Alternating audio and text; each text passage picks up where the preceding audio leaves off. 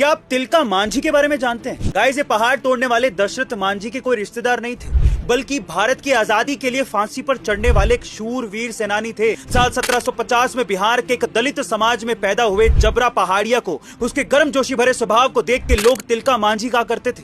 साल 1770 में बिहार के संथाल रीजन में अकाल पड़ा था, लेकिन अंग्रेजों ने लगान वसूलना बंद तक नहीं किया। इसे देख तिलका ने अंग्रेजों का खजाना लूट कर दलितों में बांटना शुरू कर दिया। यही नहीं, जब जब अंग्रेज तिलका को पकड़ने आते थे, तिलका अपने लोगों के साथ मिलकर जहरीले तीरों से सबको मौत के घाट उतार दिया करता था। कई दिनों तक ढूंढने के बाद भी जब अंग्रेज तिलका को नहीं ढूंढ पाए, तो उन्होंने नौकरी की लालच देके कुछ लोगों को अपनी तरफ कर लिया और ऐसे ही कुछ घर के भेदियों की वजह से साल 1784 में वीर तिलका मांझी पकड़े गए। इसके बाद उन्हें घोड़ों से बांधकर गांव तक लाया गया और एक दिन दहाड़े सबके सामने पेड़ पर फांसी पर लटका दिया। इस शूरवीर के बलिदान के लिए हम उन्हें सलाम करते हैं।